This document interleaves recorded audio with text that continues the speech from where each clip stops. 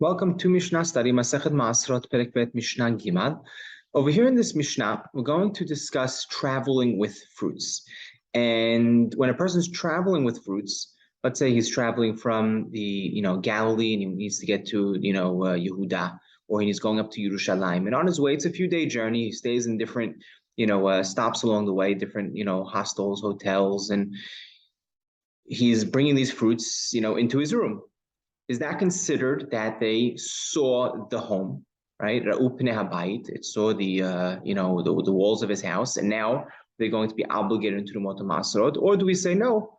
He's still considered traveling, and he could still eat from these fruits, achilat araya, temporary eating. Now, before I jump into the Mishnah, I just want to point out, Rambam, categorizes this, very clearly in the Mishnah Torah and Hilchot Maasrot in the third perek, and he says there's 6 things that are kovea perot the Maasrot, and we're going to discuss a few of them in this perek. So I just wanted to read this halacha, and there are 6 things that could be kovea at this point, like it really forces it sets these fruits from now being obligated in Tirumot and Maasrot. And what are they? He says one is the hatzer. Well, it's a type of courtyard, right? A type of courtyard, more specifically the home, right? If it comes into the house, you bring fruits in the house, that's it. You can't eat them temporarily anymore, even a little bit at a time. You have to separate Tirumot and Maasrot. And the mekach, if it's sale, once its transaction transpires, it's obligated to Tirumot and Maasrot, all fruits. V'ha'esh, fire, meaning if you cook it, that's it. V'ha'melach, or you actually pickle it, you put it in brine, right? That's also going to be obligated to Tirumot and Maasrot. V'ha'tiruma, let's say you go ahead and separate tiruma from it, right? Even though these fruits, you weren't, you didn't bring them into the house yet. So they're not obligated, in Tirumot and Maasrot. But what would happen? You separate tiruma. Okay, now it's going to be obligated Maasrot, and Shabbat is the last one. Okay, so now our Mishnah is going to really specific focus on actually one of those is deoraita, and that is the if it comes into the home, into the house itself. And that's what we're going to speak about in our Mishnah. So, if someone taking fruits from the Galil to Yehuda, or Yerushalayim was going to Yerushalayim, he's allowed to eat from them until he reaches his final destination, until he reaches, let's say, Yerushalayim. Also on the return, right? Let's say he has fruits that he picked in Yerushalayim, and now he's going back to his home in the Galilee. Okay, same thing. Right, I'm explaining this simply, but Tunra explains this differently. He explains actually the Hazara as he didn't make it to Jerusalem and he's returning back home.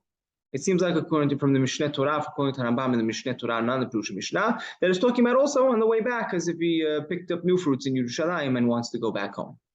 Rabbi Meir Omer, right? Rabbi Meir says, I will also point out, by the way, that B'chazara actually is not the girsat everyone has. This is Harambam's girsa. I saw Bartanura has it also, but there are other girsaot as well. Rabbi Meir argues, until he reaches the place where he's going to dwell. Right? Now, it doesn't necessarily mean dwell on Shabbat. Right? In certain versions of Harambam, it actually implies that.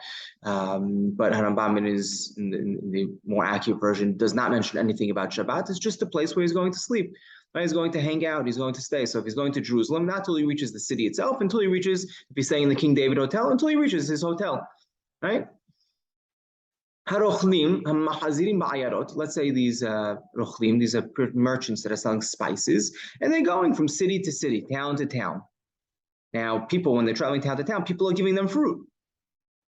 Now, they're going from one house to the next, and they're selling these fruit. Do they have to go ahead and separate Maasrot? Is that obligated in Maasrot from the first house that they see? We say, no. They're allowed to eat, from these fruit temporarily without separating Maasrot until they reach the place where they're going to sleep for the night. Rabbi Yehuda Omer, Bait Harishon hu beto. Yehuda argues and says, no, the first home that they reach, right, that's going to be considered his house. And halacha is, let's see, not like Rabbi Yehuda, not like Rabbi Meir, and not like Rabbi Yehuda.